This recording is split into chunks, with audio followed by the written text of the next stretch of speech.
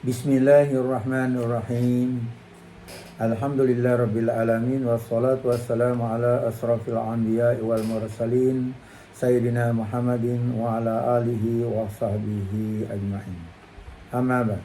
Assalamualaikum warahmatullahi wabarakatuh. Pada pagi ini saya ingin huraikan maksud persoalan murid saya malam tadi. Katanya, Ustaz, saya mau tanya, apakah hikmah itu sebenarnya?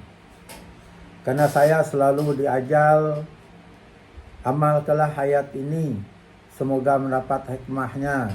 Amalkan wirid zikir ini supaya kita mendapat hikmahnya.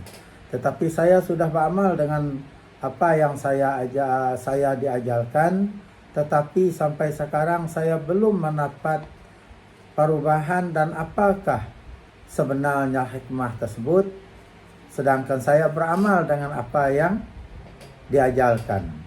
Yang pertama sekali yaitu kalimat Bismillahirrahmanirrahim. Kita amalkan waktu makan, waktu minum, waktu bekerja, waktu mau tidur dan sebagainya, supaya kita mendapat hikmahnya, kata guru saya. Jadi di sini saya ingin menghuraikan apakah itu hikmahnya sebenarnya dan kenapa dia tidak ada kesannya kepada orang yang beramal dengan ayat yang diamalkannya, wirid yang diamalkannya, ataupun zikir yang diamalkannya. Dan di manakah sebabnya kita itu tidak merasa apa-apa, sedangkan kita ingin mendapatkan hikmah daripada ayat dan zikir yang tertentu yang diajarkan oleh guru kita. Jadi ayatnya itu jawabannya adalah seperti ini. Hikmah ini ada hakikatnya. Setiap ayat-ayat di dalam Al-Quran dan doa-doanya itu ada hakikatnya. Kalau setakat hikmah saja, wirid, zikir, dan sebagainya, itu bahan.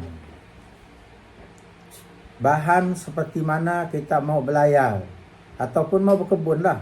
Contohnya yang sangat senang. Kita mau berkebun, hikmahnya itu apa?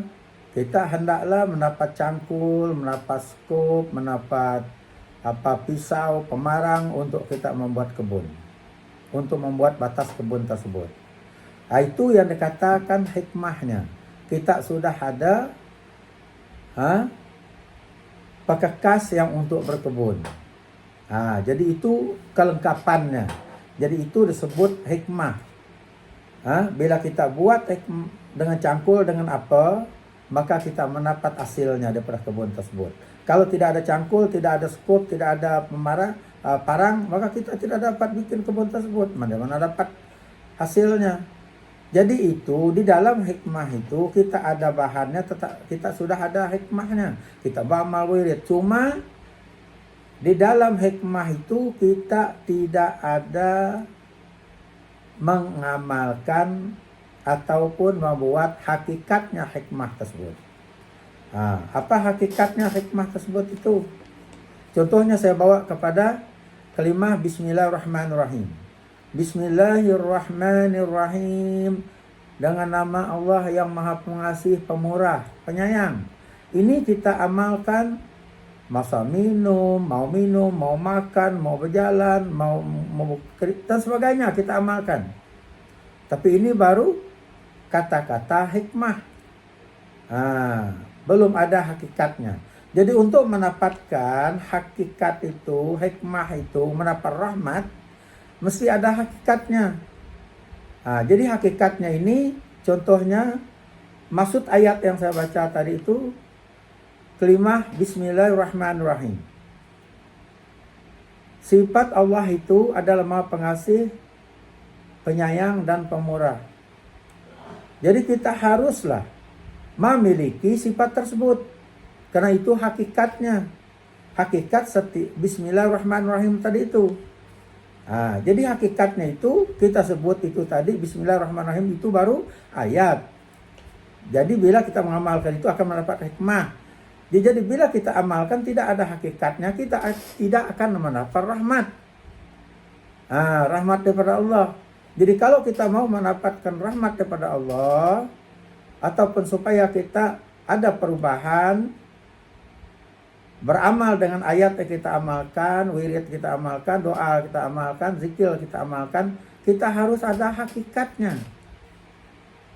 Ayat tersebut, zikir tersebut, wirid tersebut, dan doa tersebut. Apa hakikatnya? Hakikatnya itu di dalam hati kita sentiasa bersifat kasih dan sayang kepada semua manusia di muka bumi ini. Ini hakikat dia. Selagi kita belum ada bersifat kasih dan sayang kepada sesama manusia, selagi itulah apa amal ibadat kita, wirid kita, zikir kita tidak akan memberi kesan dan mendatangkan rahmat Allah Subhanahu wa taala kepada kita. Contohnya Allah Subhanahu wa taala berfirman dalam surah Al-Hijr. Surah Al-Hijr ayat 29. Bismillahirrahmanirrahim. Fa iza sawaituhu wa nafahtu fihi mir ruhi faqamu lahu sajidin. Jadi maksudnya terjemahan itu, apabila aku telah menyempurnakan kejadiannya yaitu Nabi Adam, dan telah aku meniupkan ruh ciptaanku kepada dalamnya, menyungkullah kamu kepadanya dan bersujud. Jadi ayat ini tadi Allah Subhanahu wa taala sebenarnya semuliknya ayat ini menyuruh kita menghormat sesama manusia. Kita disuruh ayat ini tadi menghormat sesama manusia supaya kita mendapat rahmat daripada Allah Subhanahu wa taala. Tapi berapa banyak manusia yang beramal dengan bismillahirrahmanirrahim pagi, petang, siang, malam, tetapi hakikatnya tidak diamalkan. Apa hakikatnya? Hakikatnya itu kita sentiasa berkasih sayang kepada sesama manusia. Yang susah kita tolong, yang miskin kita beri bantuan. Yang kurang ilmu kita ajar. Ini yang dikehendakkan oleh Allah Ta'ala tadi itu. Bukan mencari kesalahan orang. Bukan mengatakan orang ini tidak boleh mengajar, ini boleh mengajar. Bukan. Karena itu Allah yang mengetahui kelebihan seseorang itu, bukan manusia. Jangan manusia yang menentukan ilmu orang ini tidak boleh digunakan, ilmu ini yang boleh digunakan. Tidak boleh. Karena sifat berkasih sayang ini tadi adalah kita mau semua manusia ini pandai macam kita juga. Hidup, makan, minum maupun sempurna macam kita juga. Ini yang sebenarnya. Kalau mau mendapatkan hikmah yang kita amalkan daripada ayat, zikir, wirid yang kita amalkan. Inilah yang kita jarang diajarkan. Karena kita diajarkan ayatnya saja. Baca wirid ini, baca ayat ini, zikir ini, insya Allah akan mendapat hikmah daripada Allah Subhanahu wa taala. Iya, betul. Tetapi selagi kita tidak mengamalkan hakikatnya bismillahirrahmanirrahim, Allah Ta'ala itu menyuruh kita bersifat berkasih sayang sesama manusia. Kalau orang bodoh kita ajar. Kalau orang miskin kita bantu. Kalau orang susah kita tolong. Ini yang maksudnya tadi ayat ini. Jadi ayat ini wajib dipegang oleh para pemimpin negara, pemimpin negeri, pemimpin daerah, pemimpin mukim, pemimpin kampung, pemimpin keluarga. Kalau sifat kasih dan sayang ini menghormati antara satu sama lain, maka barulah Allah Ta'ala itu daripada hikmah itu tadi, karena kita beramal dengan hakikatnya, maka Allah Ta'ala akan memberi rahmatnya kepada sebuah negara itu karena pemimpinnya bersifat kasih dan sayang, adil dan saksama. Akan memberi rahmatnya kepada negeri, daerah, mukim, kampung, dan keluarga yang beramal dengan sifat berkasih sayang kepada keluarganya, sifat baik berkasih sayang kepada kampungnya, bersifat kasih sayang kepada negerinya, bersifat kasih sayang kepada negaranya. Barulah kita hidup di muka bumi ini aman, damai, bahagia sentiasa sampai ke akhir hayat kita. Maka tidak adalah negara itu diturun bahala, diturun bencana. Karena dengan sifat manusia yang di dalam negara itu, negeri itu, daerah itu, kampung itu, keluarga itu beramal dengan sifat berkasih sayang. Perkara yang tidak bagus tidak akan menimpa kita. Inilah hakikatnya sifat berkasih sayang itu sebenar-benarnya.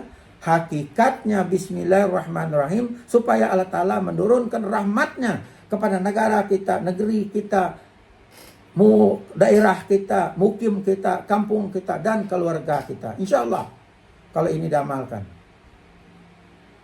Walaupun kita hafiz Al-Quran sekalipun, kalau sifat kasih sayang di dalam hati kita tidak ada itu, tidak ada hasilnya. Karena tidak ada hakikatnya 30 juz Al-Quran yang kita amalkan. Kita hafiz hadis beribu-ribu, kita mengetahui hukum hakam, tidak ada gunanya kalau tidak dalam hati kita itu sifat berkasih sayang kepada sesama manusia. Ingatlah ini. Itulah sebab ayatnya kelima bismillahirrahmanirrahim itu disimpan di depan sekali di dalam Al-Quran. Karena 30 juz Al-Quran itu bila dibulatkan, Al-Quran itu adalah seperti bismillahirrahmanirrahim. Dibulatkan lagi bismillahirrahmanirrahim itu kepada huruf ba. Hebatnya rahasia Allah Subhanahu wa taala. Jadi inilah dikatakan oleh Allah Subhanahu wa taala menyuruh mengenal dirinya. Karena mengenal dia itu tadi melalui daripada bismillahirrahmanirrahim tadi itu. Itu sifat Allah. Supaya manusia ini hidup sempurna dengan adanya sifat berkasih sayang. Bukan ilmunya tinggi. Bukan ilmu yang banyak. Bukan harta kekayaan yang banyak. Pangkat yang tinggi, kuasa yang hebat. Bukan, kalau tidak ada sifat berkasih sayang sama manusia, tidak ada rahmatnya diberi Allah Subhanahu wa ta'ala. Maka hakikatnya itu tadi adalah terpulang kepada ayat itu tertentu. Kita beramal dengan 30 juz Al-Quran, tetapi kita tidak beramal dengan sifat kasih dan sayang, tidak ada gunanya kita hafiz Al-Quran. Ini pegang betul-betul. Karena inilah pokoknya ilmu Allah Subhanahu wa ta'ala yang sebenar-benarnya untuk mendapatkan rahmat dan semua kelebihan Allah Subhanahu wa ta'ala itu tadi kepada kita. Karena kita sekiranya kita beramal dengan sifat berkasih sayang, barulah rahmat Allah Subhanahu wa ta'ala itu diberi Allah Subhanahu wa ta'ala kepada orang yang beramal dengan sifat yang berkasih sayang. Ingat ini. Sekian saja saya kongsikan. Mudah-mudahan apa yang saya kongsikan kepada Anda semua dapat mendapat syafaat kepada kita semua. Amin, amin, amin ya rabbal alamin. Sekian. Assalamualaikum warahmatullahi wabarakatuh.